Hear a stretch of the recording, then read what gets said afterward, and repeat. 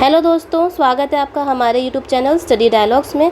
ये हमारी daily current affair की वीडियो है। इसमें हम लोग चुनिंदा 8 MCQs को डिस्कस करते हैं जो कि इन्हीं इम्पॉर्टेंट करंट अफेयर से बनाए जाते हैं। और तो आज की वीडियो में हम लोग 2 और 3 जुलाई से जो भी इम्पोर्टेंट करंट अफेयर रहे हैं उनके MCQs को डिस्कस करेंगे और साथ में जो भी क्वेश्चंस हैं हमारे उनके जो स्टैटिक जीके है, इम्पोर्टेंट पॉइंट्स है, वो भी हम लोग साथ में डिस्कस करते हुए चलेंगे। ये जो हमारी वीडियो है, इस सीरीज़ है, ये हिंदी और इंग्लिश मीडियम दोनों ही बच्चों के लिए है, तो दोनों बच्चे इसका फ़ायदा उठा सकते हैं। इस सीरीज़ को फॉलो करें और इससे आपको फ़ायदा ये हो जाता है कि आपको ये पता पड़ जाता है कि एग्जामिनर एग्ज़ाम में करंट अफेयर से किस टाइप के क्वेश्चन बना के हमें एग्ज़ाम में दे सकते हैं। ठीक है, तो इस वीडियो को एंड तक ज़रूर देखें, बीच में स्किप ना करें और चैनल को सब्सक्राइब ज़रूर करें। तो स्टार्ट करते हैं। पहला क्वेश्चन है कि NASA's international space station will be destroyed. यहाँ बोला है कि नासा का जो इंटरनेशनल स्पेस स्टेशन है उसका खात्मा कब होगा। क्या वो 2030 में होगा, 2025 में, 2039 में या फिर 2045 में। ठीक है, तो इसका सही आंसर है 2030 में। ठीक है, तो यहाँ पर खबर क्या थी कि जो नासा है, ठीक है, जो नासा है मतलब कि जो USA की स्पेस एजेंसी है, उसने जो एलॉन मस्क की जो स्पेस एक्स, ठीक है, स्पेस एक्स जो कंपनी है, उसको ये बोला है कि आप जो हमारा इंटरनेशनल स्पेस स्टेशन है उसको डिस्ट्रॉय करने में हेल्प करें। अब इसको डिस्ट्रॉय करने के लिए नासा 843 मिलियन डॉलर रुपीज़ भी स्पेस एक्स को प्रोवाइड करवा रही है। ठीक है, नासा का ये कहना है कि जो स्पेस एक्स है, इंटरनेशनल स्पेस स्टेशन जो है वो 2030 में इसको रिटायरमेंट हो जाएगी, इसकी रिटायर हो जाएगा, इसका जो समय था वो ख़त्म हो जाएगा। ठीक है, तो उसको ख़त्म करने के लिए जो स्पेस एक्स है एलॉन मस्क का, वो हेल्प करेगा। तो इम्पॉर्टेंट खबर थी कि इंटरनेशनल स्पेस स्टेशन है, ठीक है, कहाँ किसका है, वो नासा का है। ठीक है, तो यहाँ पर हमने खबर भी जान ली, क्वेश्चन भी जान लिया और ये भी जान लिया कि ये कब ख़त्म होगा। तो 2030 में रिटायर हो जाएगा और रिटायर होने के बाद ये इसको डिस्ट्रॉय कर दिया जाएगा। चलिए नेक्स्ट क्वेश्चन पे चलते हैं। नेक्स्ट क्वेश्चन में जाने से पहले आपको, जो बच्चे हमारे चैनल पर नए हैं, उनको ये बता दें कि हमारे चैनल पर बहुत सारी सीरीज़ चलाई गई हैं और सारी की सारी जितनी भी सीरीज़ हैं वो फ्री ऑफ कॉस्ट है और साथ में हिंदी और इंग्लिश मीडियम दोनों ही बच्चों के लिए है। तो पहली सीरीज़ यही है जो आपको मैं पढ़ा रही हूँ। दूसरी सीरीज़ है हमारी पॉलिटी की, ठीक है, पॉलिटी MCQs की, जहाँ पर कि हम लोग 10 MCQs को डिस्कस करते हैं और इसके लिए हम लोगों ने बहुत सारी वीडियोज़ आपके लिए पहले ही बना दी है, तो आप जाके प्लेलिस्ट में इनका फ़ायदा उठा सकते हैं। फिर तीसरी सीरीज़ है हमारी NCERT की। NCERT की जो सीरीज़ है उसको हमने 2 पार्ट्स में डिवाइड कर रखा है। पहला पार्ट है हमारा MCQs का, देन सेकंड पार्ट है हमारा NCERT डिटेल एनालिसिस का। यहाँ पर हम लोग क्या करते हैं कि जो NCERT के जो चैप्टर्स होते हैं क्लास वाइज, उनको हम नोट्स के साथ आपको पूरा डिटेल में टू द पॉइंट्स पढ़ाते हैं। फिर उसके बाद जो भी MCQ बनते हैं फिर हम लोग इसके लिए नेक्स्ट वीडियो आपके लिए अपलोड कर देते हैं। जो हमारी क्लास 6, 7 और 8 ज्योग्राफी अभी हम लोगों ने स्टार्ट करी है, मतलब कि भूगोल, वो पूरी की पूरी कंप्लीट हो चुकी है और क्लास 9 हम लोगों ने स्टार्ट करी है। उसके बाद हम दूसरे सब्जेक्ट्स भी आपको पढ़ाएंगे। फिर है हमारी ट्रिक्स की वीडियो। ट्रिक्स में हम लोग क्या करते हैं कि 5 इंपॉर्टेंट MCQs को जो कि एग्ज़ाम में आ चुके हैं या फिर और आ सकते हैं, उनको ट्रिक्स के माध्यम से बहुत ही अनोखे तरीके से आपके लिए सॉल्व करवाते हैं। फिर है हमारी करंट अफेयर मंथली वीडियो। यहाँ पर हम लोग जो भी इंपॉर्टेंट करंट अफेयर रहते हैं पिछले महीने के, उनको कंपाइल करके एक मैगज़ीन के रूप में और 1 लाइनर में आपको प्रोवाइड करवा देते हैं। मई की हम लोग की आ चुकी है और जून की भी कुछ दिनों में अपलोड हम लोग कर देंगे। ठीक है, फिर है मेंस टॉपिक्स की। यहाँ पर जो बच्चे मेंस की तैयारी कर रहे हैं उनके लिए जो भी रिलेवेंट इंपॉर्टेंट टॉपिक होता है वो भी हम टाइम टू टाइम अपनी वीडियो पे अपलोड करते रहते हैं। और अगर आप हमारी चैनल की कम्युनिटी में जाते हैं तो वहाँ पर हम लोग रेगुलरली आपके लिए क्वेश्चन पोस्ट करते हैं, आपकी प्रैक्टिस के लिए पूरा पोस्ट करते हैं। तो हमारे चैनल का फ़ायदा उठाइए, चैनल में जाइए, उसको देखिए और वीडियोस का फ़ायदा उठाइए और चैनल को सब्सक्राइब ज़रूर करिए। तो हम चलते हैं अपने नेक्स्ट क्वेश्चन पे। नेक्स्ट क्वेश्चन है हमारा कि recently Hopex exercise was conducted between Indian air force and air force of. यहाँ पर ये बोला है कि होपेक्स अभ्यास, ठीक है, अभी हाल ही में एक होपेक्स नाम का एक अभ्यास हुआ है, वो भारत की वायुसेना और हमें ये बताना है कि कौन से देश की वायुसेना के बीच में हुआ है। ठीक है, यहाँ पे हमें क्या पता पड़ गया है कि भारत के साथ हुआ है और साथ में कौन सा देश यहाँ पर इस एक्सरसाइज में आया था। तो क्या वो मिस्र था, मतलब कि इजिप्ट था, जापान था, यूएई था या फिर फ्रांस था? तो इसका सही आंसर है इजिप्ट, मतलब कि मिस्र। तो यहाँ पर हम लोगों ने क्या सीखा? ये सीखा कि जो होपेक्स एक्सरसाइज है वो भारत और इजिप्ट की एयर फोर्स के बीच में होती है। सबसे इम्पोर्टेंट बात क्या होगी कि इंडिया और भारत के बीच में तो भारत और इजिप्ट के बीच में तो होती ही है, साथ में ये एक वायुसेना की अभ्यास होता है। दूसरी बात अगर हम बोलें कि ये चौथा जॉइंट एक्सरसाइज था, ठीक है, कौन सा था? ये था हमारा 4th जॉइंट एक्सरसाइज थी, ठीक है, पहली नहीं थी, 4th जॉइंट एक्सरसाइज थी जो कि 21 से लेकर 26 जून तक कंडक्ट करी गई थी। अब आप पूछोगे ये कंडक्ट कहाँ पर हुई थी, ठीक है, कौन से देश में हुई थी, क्या ये भारत में हुई थी या फिर इजिप्ट में हुई थी? तो इसका आंसर है कि ये इजिप्ट में इसको कंडक्ट करा गया था, होपेक्स एक्सरसाइज को। अब इसका अगर हम बात करें कि इसका एम क्या है, उद्देश्य क्या है? उद्देश्य यही है कि दोनों देशों के बीच में बाईलेटरल और रीजनल कॉरपोरेशन को हम लोगों को बढ़ाना है, ठीक है। तो एक्सरसाइज हमारे लिए इम्पॉर्टेंट है क्योंकि एग्ज़ाम में, चाहे आपका वनडे एग्ज़ाम हो, ठीक है, चाहे आपका प्री के बाद मेंस वाला एग्ज़ाम हो, उसमें आपसे इस टाइप के क्वेश्चन पूछ लिए जाते हैं। एक्सरसाइज पे ज़्यादा ही फोकस आजकल एग्ज़ाम में करा जा रहा है, तो हमारे लिए इम्पॉर्टेंट है कि हम लोग को ये जानना चाहिए। चलिए नेक्स्ट क्वेश्चन पे चलते हैं। नेक्स्ट क्वेश्चन है हमारा रिसेंटली मैत्री मिशन, ठीक है। यहाँ पूछा है कि रिसेंटली द स्पेस मैत्री mission is a strategic partnership between 2 nation in space domain. यहाँ बोला है कि हाल ही में खबरों में रहा मैत्री मिशन अंतरिक्ष क्षेत्र में किन 2 देशों के बीच एक राजनीतिक साझेदारी है? क्या वो इंडिया और बांग्लादेश के बीच में है, ठीक है, क्या वो इंडिया और ऑस्ट्रेलिया के बीच में है, या फिर वो इंडिया और म्यांमार है, या फिर इंडिया और साउथ अफ्रीका है? यहाँ पर कौन सा मिशन है? ये क्या मैत्री मिशन है जो कि एक स्पेस का मिशन है। तो इसका सही आंसर है कि ये जो मिशन है ये भारत और ऑस्ट्रेलिया के बीच का एक मिशन है। अब देखिए यहाँ पर मैत्री है। अब पहले तो हम इसकी फुल फॉर्म ही जान लें। तो फुल फॉर्म है इसकी मिशन फॉर, ठीक है, mission for Australia, mission for Australia India's technology, ठीक है, टेक्नोलॉजी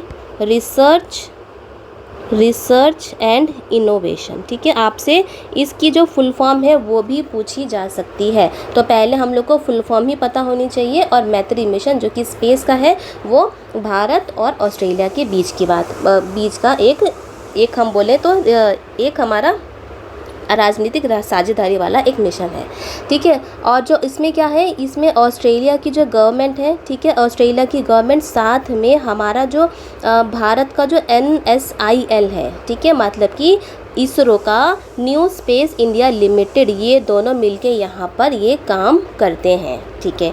ये वाली बात होगी। अब साथ में इसका मकसद क्या है? अब देखो स्पेस में है, अंतरिक्ष की यहाँ पर बात हो रही है, तो यहाँ पर इन लोगों का मकसद ये है इस मिशन का, जो भी अंतरिक्ष में, ठीक है, जो भी अंतरिक्ष में जो भी कूड़ा है, डेब्री है, उसको ये लोग उस पर ध्यान देंगे और ये बोलेंगे कि डेब्री का मैनेजमेंट कैसे करा जाए, उससे निपटारा कैसे पाया जाए। अब आप पूछोगे, आप देखो कि बहुत पूरा हमारा वर्ल्ड है, ठीक है, पूरा पृथ्वी के ऊपर से बहुत हज़ारों, पता नहीं सौयों सैटेलाइट्स जो होती हैं वो अंतरिक्ष में भेजी जाती हैं, और फिर कुछ सालों बाद ये जो सैटेलाइट्स हैं ये ख़राब हो जाती हैं, और फिर इनके जो टुकड़े होते हैं ये हमारे अंतरिक्ष में ऐसे ही घूमते रहते हैं। तो इसकी जो समस्या है अंतरिक्ष में ये बहुत ज़्यादा बढ़ गई है। उसका जो कूड़ा है, डेब्री जो है, ठीक है, सैटेलाइट्स का जो डेब्री है वो उसकी समस्या बढ़ गई है। तो इसी समस्या से निपटारा पाने के लिए, मैनेजमेंट करने के लिए, सस्टेनेबिलिटी बढ़ाने के लिए भारत और ऑस्ट्रेलिया ने एक स्पेस मैत्री मिशन को ऑर्गेनाइज करा है, ठीक है। तो ये थी हमारी खबर, भी देख ली हम लोगों ने, और ये भी जान लिया कि ये मैत्री मिशन क्या है, बहुत ज़्यादा इंपॉर्टेंट है। तो आपसे इस टाइप के क्वेश्चन बन सकते हैं, आपसे इसका जो है फुल फॉर्म पूछी जा सकती है, ये पूछा जा सकता है कौन कौन से देशों के बीच में एक राजनीतिक साझेदारी है। चलिए हम चलते हैं अपने नेक्स्ट क्वेश्चन पे। नेक्स्ट क्वेश्चन है हमारा ISS वॉज असेंबल्ड इन 1988। अब देखो यहाँ पर ये सेम क्वेश्चन है। यहाँ पर ये बोला गया है कि जो इंटरनेशनल स्पेस स्टेशन है, देखो उससे पहले जो हम लोग क्वेश्चन नंबर 1 करा था वो भी हम लोगों ने इंटरनेशनल स्पेस स्टेशन का ही करा था, और यहाँ पर वही क्वेश्चन दोबारा हम लोगों ने उससे रिलेटेड रिपीट करा है। यहाँ बोला है कि 1998 में अंतर्राष्ट्रीय स्पेस स्टेशन के निर्माण में कौन से देश शामिल थे, ठीक है। हम लोग को ये तो पता पड़ गया कि जो इंटरनेशनल स्पेस स्टेशन है वो 1998 में बना था। तो यहाँ पूछा है कौन कौन से देशों ने मिलकर इसको बनाया था। क्या वो यूके, चाइना, जापान, स्पेन और रशिया था? क्या वो यूएस, जापान, रशिया, यूरोप और कनाडा था? क्या वो Poland, Japan, US, Russia, Canada था? या फिर वो इंडिया, रशिया, यूएई, सिंगापुर या फिर जापान था? तो इसका सही आंसर है कि यूएस, जापान, रशिया, यूरोप और कनाडा इन सभी ने मिलकर इंटरनेशनल स्पेस स्टेशन को असेंबल करा था, बनाया था। और इसका जो पहला पीस, ठीक है, जो इसका पहला पीस था, इसको 1988 नवंबर 1988 में लॉन्च करा था। ठीक है, अगर हम इसकी बात करें कि कितना ज़्यादा ये भारी है, तो लगभग अगर हम बोलें तो लगभग 1 मिलियन, ठीक है, 1 मिलियन पाउंड के हिसाब से अगर हम बोले तो इतना भारी है। और इंटरनेशनल स्पेस स्टेशन क्या होता है? इंटरनेशनल स्पेस स्टेशन वो होता है कि जो 400 किलोमीटर, हमारी पृथ्वी से 400 किलोमीटर की दूरी पर एक टाइप का एक घर सा बना रखा है, ठीक है। और वहाँ पर उस घर में अलग अलग देशों के जो एस्ट्रोनॉट्स हैं, ठीक है, जो साइंटिस्ट हैं, उनको भेजा जाता है उसके अंदर, ठीक है, कि जाके यहाँ पर रिसर्च करते हैं। इंटरनेशनल स्पेस स्टेशन में अंतरिक्ष में जाकर उस घर में जाते हैं, स्टेशन में रिसर्च करते हैं और बहुत सारी रिसर्च जो हमारी धरती के लिए फ़ायदेमंद है वो रिसर्च लेके वापस आ जाते हैं, जिससे कि हमारे यहाँ पर जो हमारी पृथ्वी है उस पर डेवलपमेंट हो रहा है। और इससे रिलेटेड जितनी भी बहुत सारी जो इंफॉर्मेशन है, वीडियोस हैं, वो आप जाके यूट्यूब पे देख सकते हैं। बहुत आपको और समझ में आ जाएगा कि इंटरनेशनल स्पेस स्टेशन किस टाइप का होता है। चलिए नेक्स्ट क्वेश्चन पे चलते हैं। तो नेक्स्ट क्वेश्चन है हमारा कि FIR that is registered irrespective of area where offence is committed.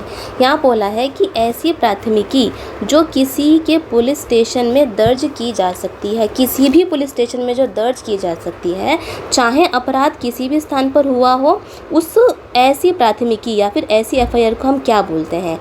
क्या उसको हम वॉइड FIR बोलते हैं? क्या उसको हम केवल FIR ही बोल देते हैं? क्या इसको ज़ीरो FIR बोलते हैं? या फिर इनमें से कोई नहीं बोलते हैं?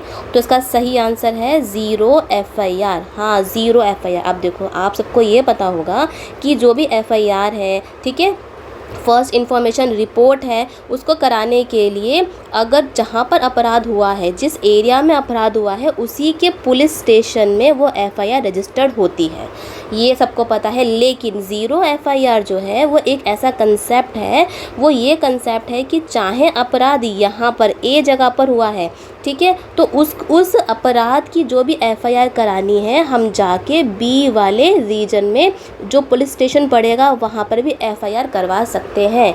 ठीक है, ये हो गई हमारी ज़ीरो FIR। चाहे हम उसको ये बाध्य होता है पुलिस स्टेशन कि हाँ यहाँ पर FIR करनी पड़ेगी, वो करेंगे ज़ीरो FIR। अब ज़ीरो FIR का मतलब क्या है कि यहाँ पर कोई भी उसका नंबर नहीं दिया जाएगा, ठीक है, कोई भी नंबर से 1 2 3 4 जो भी FIR के जो भी नंबर होते हैं वो इस पुलिस स्टेशन में नहीं दिए जाएंगे, तो वो बाध्य होंगे, तो उसको बोलेंगे ज़ीरो FIR कि इस FIR का नंबर नहीं है। फिर उसके बाद क्या होगा, इस पुलिस स्टेशन में जो ज़ीरो FIR दर्ज हुई है वो वापस इस वाले पुलिस स्टेशन में भेज दिया जाएगा, फिर वहाँ पर इस FIR को नंबर प्रदान किया जाएगा। तो ये हमारी हो गई ज़ीरो FIR। अब ये खबरों में क्यों थी? क्योंकि रिसेंटली अभी क्या है कि अभी ये खबरों में इसलिए है क्योंकि जो फॉर्मर मिनिस्टर हैं तेलंगाना के, ठीक है, उनके अगेंस्ट एक ज़ीरो FIR, ठीक है, उनके अगेंस्ट एक ज़ीरो FIR हुई है।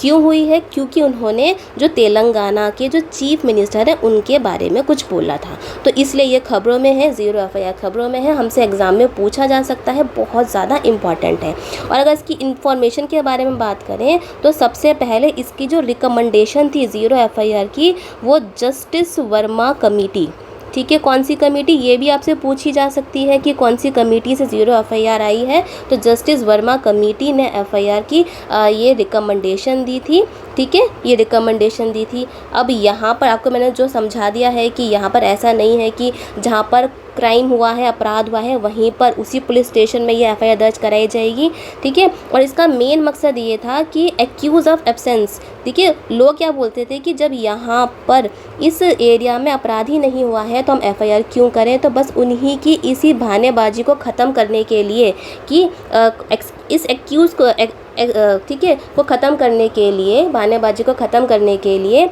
इस एफआईआर को लाया गया। और कहाँ पर लाया गया? जस्टिस वर्मा कमेटी के द्वारा ये रिकमेंडेशन दी गई। बहुत ज़्यादा इंपॉर्टेंट है, इससे पहले भी इस ज़ीरो एफआईआर पर क्वेश्चन पूछे जा चुके हैं, तो यहाँ पर इस पे क्वेश्चन बनने की संभावना आ जाती है, ठीक है, क्योंकि खबर ये बड़ी है और साथ में बहुत सारे जो हमारे जो लॉज हैं वो भी चेंज हुए हैं, तो इसलिए ज़ीरो एफआईआर जो है वो खबरों में है। तो इस पर ध्यान देना, इसके जो भी इंपॉर्टेंट पॉइंट्स हैं आप इसको ज़रूर नोट कर लीजिए।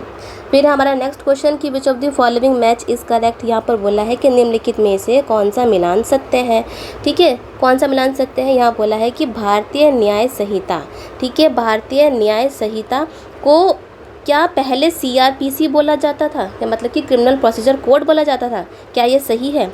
फिर बोला है कि भारतीय नागरिक सुरक्षा संहिता, ठीक है, मतलब कि क्या उसको पहले आईपीसी बोला जाता था, ठीक है, मतलब इंडियन पीनल कोड बोला जाता था। फिर है हमारी भारतीय साक्ष्य को क्या पहले इंडियन एविडेंस एक्ट बोला जाता था।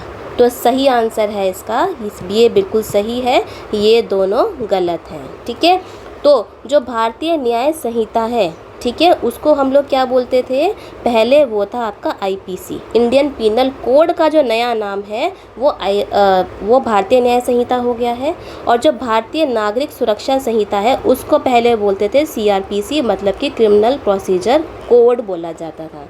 और जो आपका भारतीय साक्ष्य है उसका जो पुराना नाम था वो है आपका इंडियन एविडेंस एक्ट, ठीक है, इम्पॉर्टेंट है क्योंकि 1 जुलाई से इन सभी जो लॉज थे इनके नाम चेंज कर दिए गए हैं, ठीक है। तो हमारे एग्ज़ाम में आ सकते हैं, ये सारे जो क्रिमिनल लॉज हैं इफेक्ट्स में आ गए हैं, और इसमें से बहुत सारे कुछ जो आईपीसी जो मतलब कि भारतीय न्याय संहिता में अगर हम बात करें कुछ सेक्शंस में भी यहाँ पर बहुत सारे सेक्शंस में चेंजेस करे गए हैं, तो ये हमारे लिए इम्पॉर्टेंट है। 1 जुलाई से बहुत बड़ा बदलाव हुआ है, तो हमारे एग्जाम में पूछे जा सकते हैं, आपसे इस टाइप के क्वेश्चन बन सकते हैं कि आईपीसी का नया नाम क्या है, सीआरपीसी का नया नाम क्या है, और इंडियन एविडेंस एक्ट का नया नाम क्या है।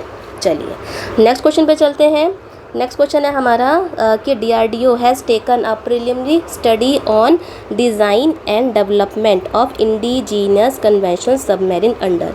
यहाँ पर ये बोला गया है कि डीआरडीओ ने स्वदेशी पारंपरिक पनडुब्बी के विकास पर प्राथमिक अध्ययन कौन से प्रोजेक्ट के अंतर्गत करा है। क्या वो प्रोजेक्ट 75 है, क्या वो प्रोजेक्ट 75I है, क्या वो प्रोजेक्ट 76 है, या फिर वो प्रोजेक्ट 72 है, ठीक है। तो इसका सही आंसर है प्रोजेक्ट 76, ठीक है। अब ये प्रोजेक्ट 76 है, खबरों में है, तो यहाँ पर क्या है कि डीआरडीओ ने ये बोला है कि हम लोग जो इंडिया वाले हैं वो इंडिजीनियसली मतलब कि स्वदेशी रूप से, ठीक है, स्वदेशी रूप से पारंपरिक पनडुब्बियों, ठीक है, इंडिजीनियस कन्वेंशनल सबमरीन का हम लोग डेवलपमेंट करेंगे, हम लोग बनाएंगे। अब इसके अंदर क्या है कि इनका ये बोलना है कि प्रोजेक्ट 76 के अंदर हम लगभग 12 सबमरीन्स, ठीक है, 12 सबमरीन्स मतलब कि 12 पनडुब्बियों का बनाने का इनका इरादा है। और साथ में उन्होंने बोला है कि इन सभी पनडुब्बियों में हम लोग AIP मतलब एयर इंडिपेंडेंट, ठीक है, एयर इंडिपेंडेंट इक्विप्ड, ठीक है, एयर इंडिपेंडेंट प्रोपल्शन इक्विप करके एक डीजल इलेक्ट्रिक का व्हीकल का हम यहाँ पर यूज़ करेंगे। ये एक तरीके की एक टेक्निक है। अब इस टेक्निक में क्या होगा, जो आपकी जो टेक्निक है इसमें जो AIP जिसकी फुल फॉर्म आपको मैंने बता दी है कि एयर, दोबारा लिख देती हूँ, वहाँ पे गंदा लिखा हुआ है, एयर इंडिपेंडेंट प्रोपल्शन, ठीक है, एयर इंडिपेंडेंट प्रोपल्शन ये टेक्निक है। यहाँ पर क्या होगा कि अगर ये टेक्निक हम लोग अपने सबमरीन्स में, अपने पनडुब्बियों में लगा देंगे। अब देखो पनडुब्बी क्या होती है, जो भी पानी है, जो हमारे समुद्र है, उसके अंदर एक बड़ी सी हम बोलें एक बड़ी सी मशीन है या फिर एक जहाज़ है जो कि पानी के अंदर तैरता है, ठीक है, पानी के अंदर डूब के जो तैर रहा है उसको हम बोलेंगे पनडुब्बी। तो यहाँ पे पनडुब्बी को डेवलप करने की बात करी गई है। अगर उसमें हम एयर इंडिपेंडेंट प्रोपल्शन का एक टेक्निक लगाएंगे तो उससे क्या फ़ायदा होगा, ये जो टेक्निक से जो हमारी जो पनडुब्बी रहेगी, ठीक है, जो हमारी पनडुब्बी रहेगी वो बहुत देर तक पानी के अंदर रहेगी। सबसे पहली बात तो ये हो गई, उसको बार बार ऊपर नहीं आना पड़ेगा, ठीक है, बार बार ऊपर नहीं आना पड़ेगा, सरफेस पर नहीं आना पड़ेगा, पड़ेगा, वो बहुत देर तक पानी में रहेगी। दूसरा ये है कि जो हमारे दुश्मन हैं वो उसको ईज़िली डिटेक्ट नहीं कर पाएंगे। ये इंपॉर्टेंट बात होगी हमारे लिए। तो इसीलिए प्रोजेक्ट 75 को लाया जा रहा है, जहाँ पर कि 76 को लाया जा रहा है, जहाँ पर कि DRDO ने बोला है कि वो इंडिजीनियस कन्वेंशनल सबमरीन को बनाएगा, स्वदेशी पारंपरिक सबमरीन को बनाएगा जो कि डीजल पे चलेंगी। चलिए नेक्स्ट क्वेश्चन पे चलते हैं। नेक्स्ट क्वेश्चन है कि education is the subject of which list in the Indian constitution. यहाँ पूछा है कि शिक्षा भारत संविधान की किस सूची में आता है। ठीक है, किस सूची में आता है, मतलब कि स्टेट में, सेंटर में, कंकरेंट में या फिर रेजिडरी में। मतलब कि राज्य में आता है, राज्य सूची में आता है, संघ सूची में आता है, समवर्ती सूची में आता है या फिर अवशिष्ट सूची में आता है। तो अभी फ़िलहाल की अगर हम बात करें, जो एजुकेशन है, जो शिक्षा है, वो आपकी संघ सूची में आती है। अब ये खबरों में क्यों था? देखो खबरों में इसलिए था क्योंकि जो नीट है, ठीक है, नीट UG के जो एग्ज़ाम आपको पता है वो लीक हो गए। ठीक है, साथ में UGC नेट हो गया, CSIR का नेट हो गया, नीट PG, इन सब के बहुत सारे जो एग्ज़ाम्स हैं वो लीक हुए हैं। तो इसी लीकेज को लेकर तो बहुत सारे राज्य हैं, जो हमारे स्टेट्स हैं, उन लोगों ने बोला है सेंट्रल से, केंद्र सरकार से, कि आप जो एजुकेशन है, शिक्षा है, उसको स्टेट मतलब कि राज्य सूची में डाल दीजिए। तो इसीलिए ये खबरों में था, हमसे पूछा जा सकता है। ठीक है, इम्पॉर्टेंट है। ठीक है, अगर हम बात करें हिस्टोरिकल बैकग्राउंड की बात करें, इतिहास की बात करें, तो आपका जो इंडियन एक्ट 1935 मतलब कि 1935 के टाइम पर जब ब्रिटिश सरकार थी, तो वहाँ पर फेडरल स्ट्रक्चर क्रिएट हुआ था, आप सबको पता है। तो फेडरल स्ट्रक्चर में क्या था कि वहाँ पर प्रोविंसेस भी थे। ठीक है, एक फेडरल लेजिस्लेशन बनाया गया था, साथ में प्रोविंसेस थे। तो प्रोविंशियल गवर्नमेंट को ही एजुकेशन दिया गया था, ये इंपॉर्टेंट हो गया। ठीक है, उसके बाद आपकी स्वर्ण सिंह कमेटी आई थी, वहाँ पर भी रिकमेंडेशन दिया गया था कि आप एजुकेशन को एक कंकरेंट लिस्ट में डाल दीजिए, ये रिकमेंडेशन आया था। ठीक है, उसके बाद ये ऐसे चलता रहा, कभी स्टेट में, कभी सेंटर में, ये चीज़ चलती रही। तो दोबारा से ये बोला जा रहा है, ये मांग उठ रही है कि राज्य ये बोल रहे हैं कि आप एजुकेशन को स्टेट लिस्ट में डाल दीजिए, क्योंकि ये स्टेट लिस्ट में रहेगा तो हम कहीं ना कहीं इस टाइप के जो भी लीकेज हो रहे हैं उन पे हम लोग नकेल कस सकते हैं। तो ये स्टेट के राज्यों की डिमांड है, हमारे एग्जाम में पूछी जा सकती है। तो इस टाइप के जो क्वेश्चंस हैं आपके एजुकेशन कौन सी लिस्ट में है, ये आपके वनडे एग्जाम में पूछ सकते हैं। ठीक है, तो ये थे हमारे 8 क्वेश्चन। अगर आपको इनमें से कोई भी प्रॉब्लम है तो आप हमें कमेंट सेशन में पूछ सकते हैं। आपको कुछ समझ में नहीं आया, वैसे मैं आशा करती हूँ आपको समझ में आया होगा। ठीक है, हमारी वीडियो कैसी लगी आप भी हमें कमेंट करके बताइए। वीडियो को ज़्यादा से ज़्यादा शेयर करिए, अपने दोस्तों के साथ शेयर करिए, वीडियो को लाइक करिए। ठीक है, वीडियो को लाइक करिए। और अगर आपके पास हमारी वीडियोस के लिए या फिर चैनल के लिए कोई भी सजेशन है, कोई भी सुझाव है, तो आप बेझिझक हमें कमेंट सेशन में बता सकते हैं। ठीक है, आप ज़रूर बताइए सेशन पे, हम लोग उस सेशन पे काम ज़रूर करेंगे। ठीक है, इसलिए वीडियो को ज़्यादा से ज़्यादा शेयर करिए, लाइक करिए और चैनल को सब्सक्राइब ज़रूर करिए। तो मिलते हैं नेक्स्ट वीडियो में। Happy learning.